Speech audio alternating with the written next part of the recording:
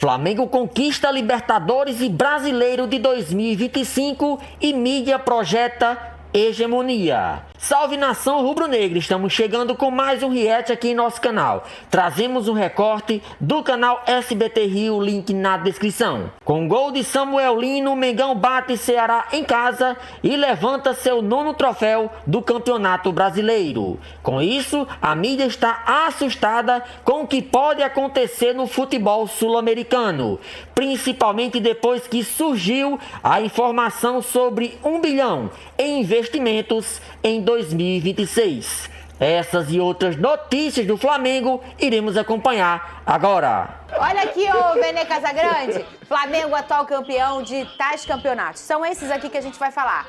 Copa do Brasil 2024, Supercopa do Brasil 2025, Campeonato Carioca também 25, Libertadores 25 e Campeonato Brasileiro 25. Eu já vou falar do jogo, mas olhando esses números aqui, a gente está falando que daqui até aqui, um treinador que tem 1 ano, né, à frente do Flamengo e é a sua primeira experiência profissional no futebol. O Felipe Luiz é um fenômeno, o Vene Casagrande? Bom, o início dele como treinador de futebol, ele é assim, um fenômeno. Você resumiu bem o bom início de trabalho dele pelo Flamengo. Inclusive, Fernando, não é só em questão de títulos. O Felipe Luiz, ele consegue quebrar paradigmas. O que ele fez naquela entrevista coletiva, por exemplo, expondo a situação com o Pedro, poucos treinadores teriam coragem de fazer aquilo. E ele fez aquilo, Verdade. Não foi para expor o Pedro. Ele fez aquilo para recuperar o Pedro e para mostrar para o público dele e também para os jogadores, para o elenco, que o primeiro que precisa ser pensado é no Flamengo. O melhor é o momento para o Flamengo, não é pensando apenas no jogador. E ele não fez aquilo só com o Pedro. Vocês vão se recordar na Copa do Brasil mesmo com o Gabigol. Antes mesmo o Gabigol fazer um gol naquela Copa do Brasil, ele havia dado um belo de um esporro em Gabigol antes do gol sair, mostrando para os demais jogadores que, independentemente da amizade, porque ele tem amizade com esses caras, quem manda é o comandante. Então o Felipe Luiz, ele vem fazendo um trabalho absurdo, conquistando títulos, valorizando jogadores. Olha o Varela, o que era antes do Felipe Luiz, o que é agora com o Felipe Luiz, é um outro jogador. E o Felipe Luiz, assim, é um treinador que tem tudo para crescer ainda mais. A questão não é se ele vai para a Europa, a questão é quando ele vai para a Europa. E ontem, na entrevista coletiva, ele disse que por ele renova. Acho até que para ele, o melhor para a carreira dele é o melhor renovar mesmo. Ficar mais 1 ano no Flamengo e conquistar cada vez mais títulos. Lembro daquele debate que a gente teve aí nos últimos dias, se ele vai ser maior. Hoje ele já é maior que o Jorge Jesus, tá? Hoje ele já é o maior. A questão de idolatria na instituição Flamengo, ele já é maior. É só ver o que ele conquistou. E ele pode conquistar muito mais. Muito mais se ele continuar no Flamengo. Não é nenhum absurdo dizer que o Flamengo ano que vem chega como favorito para ganhar o Brasileiro, para ganhar a Libertadores. E o melhor, ele conquista um brasileiro que ele, desde o começo, junto com essa gestão, deu prioridade. É só a gente ver as decisões que ele tomou durante o ano. Poupando na Copa do Brasil para dar prioridade no Campeonato Brasileiro, poupando em alguns jogos da Libertadores para dar prioridade ao Campeonato Brasileiro. Então, ele consegue aquilo que ele botou como meta no começo da temporada. E, resumindo muito bem, é um fenômeno no começo dele. Ele é um fenômeno. A gente estava debatendo aqui, né, Pedrosa? Para quem não sabe, e para nosso público mais velho, que aí sabe, lembra, ou não tá lembrado, a gente vai relembrar. O povo gosta, né? Sim. A gente estava falando aqui, o que muita gente sabe, se você não souber, tá tudo bem também. Poucos clubes no Brasil fizeram isso aí, ganhar a Libertadores e o Brasileirão no mesmo ano, né? O Santos fez isso com o Pelé, o Botafogo fez isso, né, ano passado, e o Flamengo 2 vezes fez isso em 19 e fez isso nesse ano novamente. São as 2 maiores competições do Brasil, ali olhando no nosso prisma brasileiro. O Campeonato Brasileiro, que é a grande competição, e a Copa Libertadores da América, que é a nossa competição continental. O que você estava olhando aí de dado do Santos? Porque você me perguntou aqui no off quem já tinha conseguido a tríplice conquistando o Brasileiro e Libertadores. O Santos, em 62, conquistou o Brasileiro, a Libertadores e o Mundial. Em 63 também, o Campeonato Brasileiro, a Libertadores e o Mundial. O Santos fez isso aí duas vezes seguidas? O Santos ganhou 4 títulos em 62 e 63. Eu tô vendo a plaquinha aqui, realmente, o Santos 62 e 63. E aí você tem outras tríplices, mas com sem Campeonato Brasileiro. Por exemplo, o Cruzeiro tem, né? Tem o Cruzeiro, que ganhou Mineiro, Copa do Brasil e Brasileiro. Isso. O São Paulo ganhou Paulista, Libertadores e Mundial. Isso. Então, assim, você tem outros tipos, mas dessa maneira, Brasileiro e Libertadores, só Santos, Botafogo e Flamengo. E dessa maneira, com tríplice ganhando, o Santos, em 62, 63, o Carioca, o Mundial, Foi o quádruplo. Foi Paulista, Brasileiro, Mundial, Libertadores caramba. e Mundial. Aí é Pelé, né, gente? Pelé, e não o tem jeito. Flamengo aí com a tríplice coroa, né? Muitas coroas, na verdade. Mas a gente tá falando aqui do nosso futebol aí, o Brasileirão. 2 vezes só Santos e Flamengo. Que 62, 63, 19 e 25. Lucas Pedrosa, Sim. o placar foi magrinho, mas era isso que o Flamengo precisava, Pedrosa. Depois que o Flamengo fez o primeiro gol, a partida ficou muito mais controlada, né? Acho que o Flamengo fez um bom jogo, um jogo de volume, com o gol do Samuel Lino também, que era um garoto que chegou, precisava se adaptar, foi elevado a um patamar que ele não condizia com o que ele é de jogador. Falaram que ele ia acabar com o futebol brasileiro, que ele era o novo Neymar, e não é isso. Acho que, inclusive, isso fez mal para esse atleta, que caiu de rendimento nas últimas partidas, mas o Felipe Luiz nunca deixou de acreditar nele. Principalmente sem bola, contra o Palmeiras faz uma grande final, e ontem consegue fazer um gol muito importante também para esse Flamengo contra o Ceará. Dentro do Maracanã, uma festa belíssima. Acho que venceu o melhor time, o melhor ataque, a melhor defesa. Vale lembrar uma coisa que também tem que ser deixada clara, que é a comissão técnica do Felipe Luiz. O Rodrigo Caio, inclusive, foi muito destacado ontem pelo gol de bola parada, e não foi só esse gol de bola parada que o Flamengo fez no ano, muito pelo contrário, não só na final da Libertadores, mas o ano inteiro o Flamengo vem ganhando jogos dessa maneira. O Vene sempre fala aqui do Ivan Palanco, que é o espanhol, que é muito também valorizado pelo Felipe Luiz. Então o Flamengo ganhou 2025, não só o Brasileiro, mas a Libertadores, de forma profissional, com planejamento. E esse planejamento começou lá quando o Felipe Luiz assumiu no ano passado, ganhou a Copa do Brasil e foi mantido mesmo com a troca de gestão, mesmo com as eleições do Flamengo. Então o José Boto conseguiu também, entre erros e acertos, implantar o modelo de futebol que ele acreditava. O Felipe Luiz é um monstro, não só porque ele entende o que é Flamengo, mas também porque é um cara muito estudioso, que não tem medo de falar e não tem a falta de humildade de muitos treinadores que tem aqui, de falar, se tiver que copiar, eu copio. Se tiver que fazer algo pro meu time que vai melhorar o meu time e que eu entenda naquele momento ali com a minha convicção, eu vou fazer. E o Felipe Luiz, ele chega também até para mudar um pouco. O título é de um Flamengo do Arrascaeta, é de Flamengo do Jorginho, é de Flamengo do Lino, do Bruno Henrique, mas o título principalmente é do Flamengo do Felipe Luiz. Ô, Vene, o técnico Felipe Luiz falou sobre a renovação dele com o Flamengo. Quero você comentando isso também do jogo. Rodou. Se depender só de mim, eu tô renovado. Não depende só de mim. Claro que eu quero ficar, sou feliz aqui, minha família é feliz aqui. Eu tenho que conquistar o direito de sentar nessa cadeira aqui e para isso eu trabalho todos os dias muitas e muitas horas e vou continuar fazendo até quando permitirem eu fazer. Eu falei que ele é um fenômeno, mas ele é muito corajoso também, né, Vini? Todas essas pontes que o Pedrosa trouxe, isso é coisa de quem tem coragem. E ele teve muita coragem nas convicções dele. É só a gente ver aí nos 2 jogos que o Flamengo conquistou títulos recentemente. Primeiro, com o gol do Danilo, um jogador que muita gente não queria como titular naquela final da Libertadores. Aqui, né? Queria o Léo Ortiz na base do improviso, digamos assim, porque era um jogador que não estava 100%, na base do sacrifício totalmente, e Danilo entrou como titular, fez uma boa partida e acabou fazendo o gol do título. E agora no Campeonato Brasileiro, ele novamente insistiu em Samuel Lino, mesmo grande parte da torcida criticando Samuel Lino, ele mostrou que a convicção dele estava certa e o Samuel Lino foi lá e fez o gol do título do Campeonato Brasileiro. Então, assim, o roteiro foi maravilhoso para o técnico Felipe Luiz em todos os sentidos. Mas foi maravilhoso por quê? Porque ele é um bom treinador, ele manteve a convicção dele, apesar de muitas críticas. E o bom do Felipe Luiz, que embora ele esteja começando a carreira, ele sabe quando ele erra.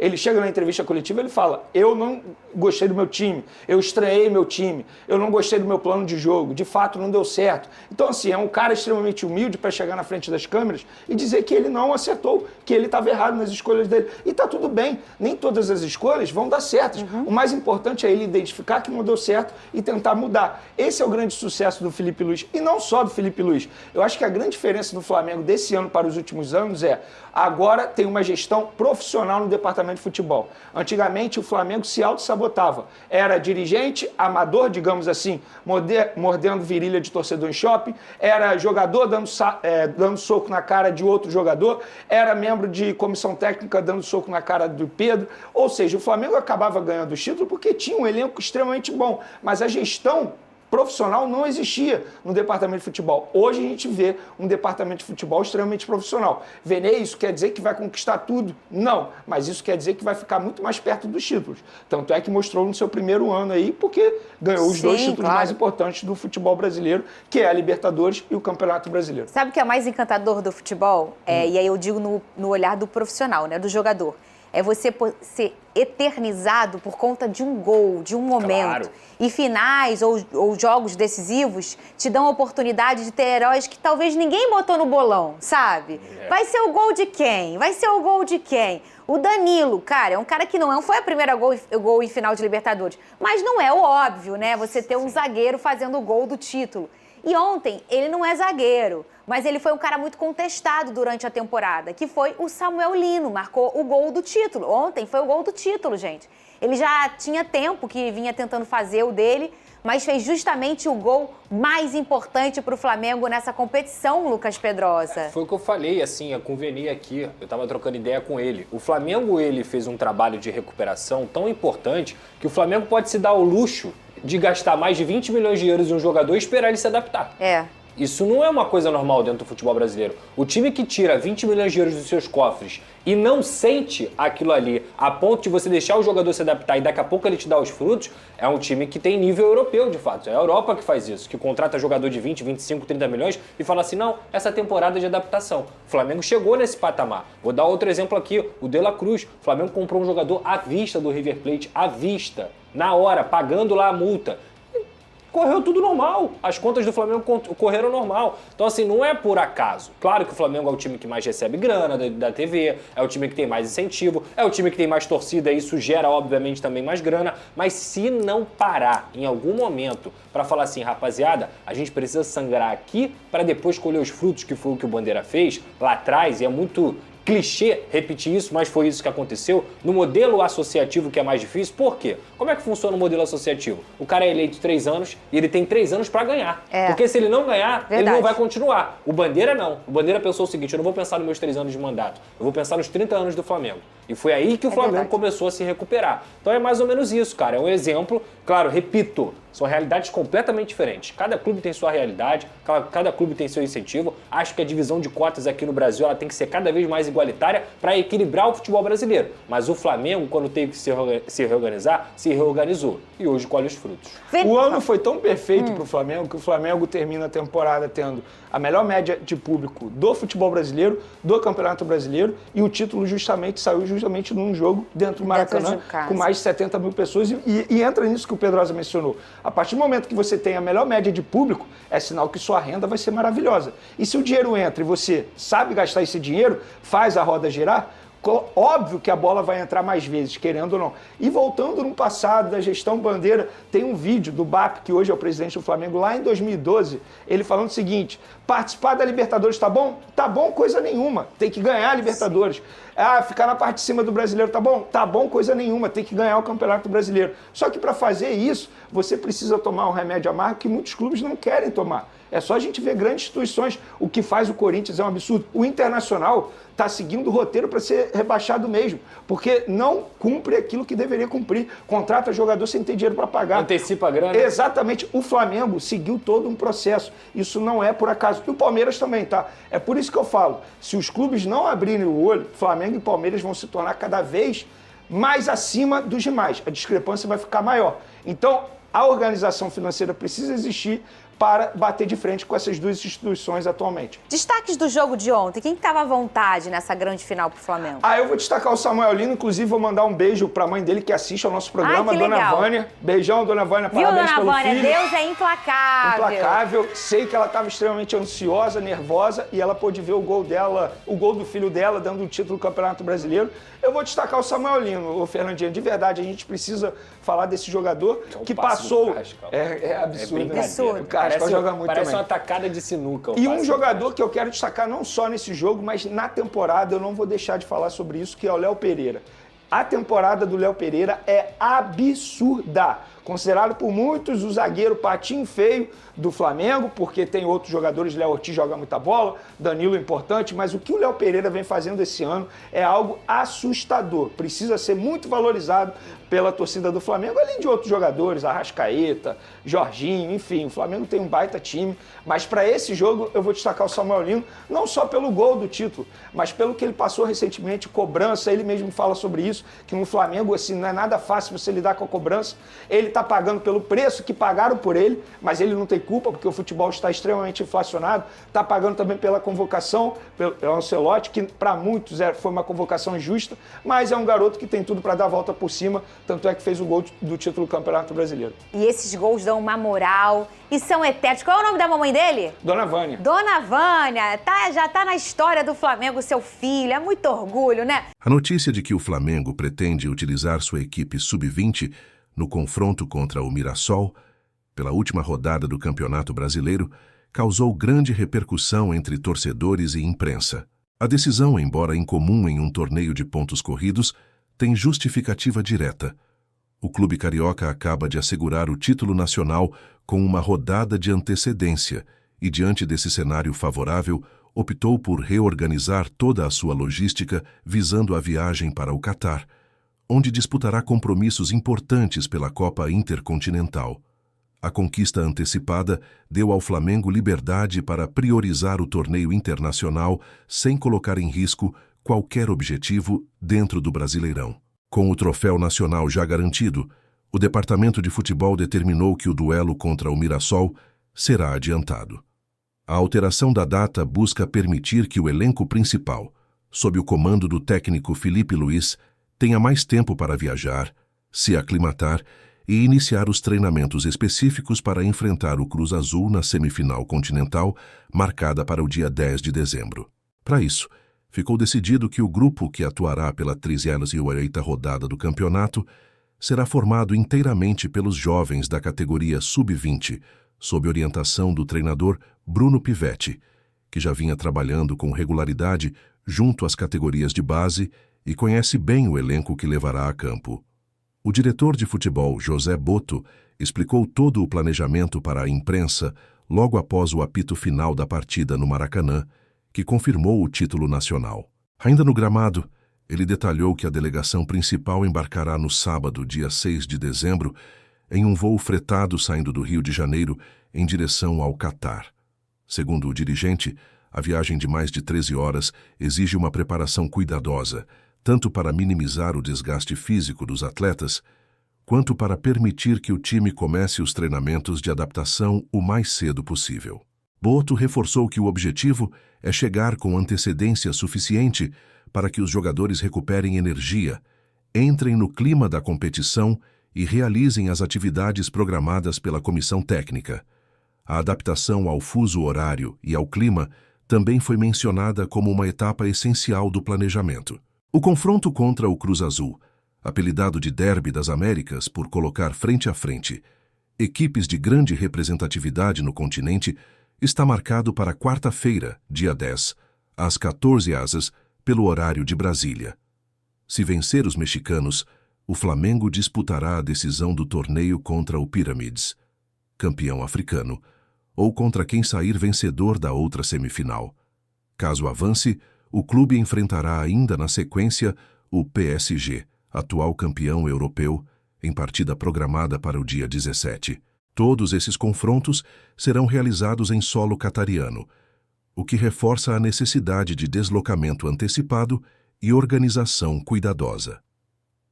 No meio desse contexto esportivo intenso, uma pequena polêmica ganhou espaço.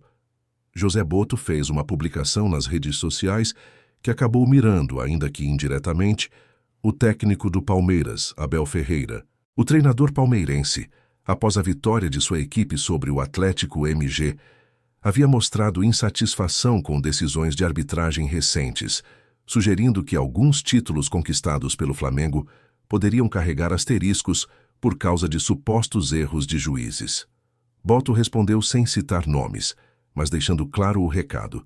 Disse que o Flamengo havia alcançado seus objetivos com muito trabalho, sacrifício e resiliência, sem asteriscos. A frase repercutiu rapidamente, não só pela rivalidade entre os clubes, mas também pelo fato de o Flamengo ter derrotado o Palmeiras na final da Libertadores poucos dias antes da confirmação do título brasileiro.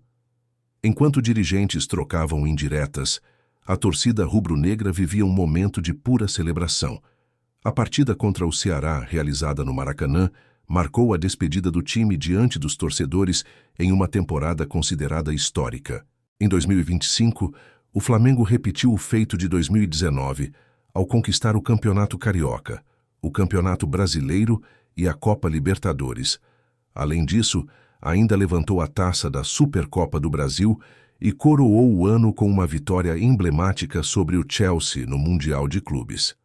A soma desses títulos elevou o entusiasmo da nação rubro-negra a níveis raramente vistos nos últimos anos. Todo esse clima de festa fez com que mais de 73 mil torcedores fossem ao Maracanã, estabelecendo um novo recorde de público do clube na temporada. Desde muito antes de a bola rolar, era possível perceber a atmosfera especial que tomara conta do estádio. Quando os jogadores entraram para o aquecimento, a torcida os recebeu com gritos de tetracampeão, lembrando a 4ª conquista da Libertadores. Balões dourados exibindo o número 9, símbolo do Enea Campeonato Brasileiro, eram erguidos na arquibancada norte, que também apresentou um mosaico marcante, a imagem de um urubu sentado em um trono, com uma coroa e 4 troféus da Libertadores ao redor, acompanhada da expressão Rei de Copas. O mosaico foi considerado por muitos torcedores como um dos mais bonitos do ano, tanto pela criatividade quanto pela simbologia. Antes mesmo do início da partida, o Flamengo prestou uma homenagem emocionante a Jardel Medina Gutierrez, torcedor de 81 anos que faleceu ao sofrer um infarto enquanto assistia à decisão da Libertadores contra o Palmeiras. Sua foto foi exibida nos telões do Maracanã durante o minuto de silêncio, com aplausos calorosos dos torcedores. Durante o anúncio da escalação, jogadores como Arrascaeta, Bruno Henrique e o técnico Felipe Luiz foram especialmente ovacionados por serem remanescentes da equipe de 2019, considerada uma das mais marcantes da história do clube. Quando o jogo começou, a torcida cantou músicas tradicionais, relembrando conquistas e momentos marcantes. Houve algum nervosismo inicialmente, já que o Palmeiras vencia o Atlético MG em Belo Horizonte, e a partida no Maracanã se encaminhava para um primeiro tempo sem gols. No entanto, aos 36 minutos, Samuel Lino marcou o gol que garantiu o título e trouxe alívio imediato às arquibancadas. Esse momento marcou também o início das provocações ao rival paulista. Cânticos provocativos ecoaram pelo estádio e alguns torcedores levaram cartazes zombando do Palmeiras. Era possível ver cartolinas verdes em formato de caixão com frases como vice da Liberta e vice no Brasileiro. O clima festivo tomou conta do estádio e permaneceu assim até o fim da partida. Mesmo sem ampliar o placar, o Flamengo dominou o jogo e não sofreu grandes sustos do Ceará.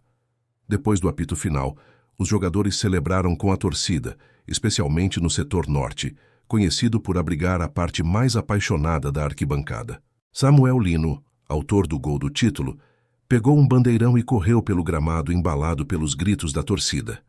1 a 1, os jogadores tiveram seus nomes cantados, inclusive atletas que passaram por momentos difíceis na temporada, como Alan e Emerson Royal.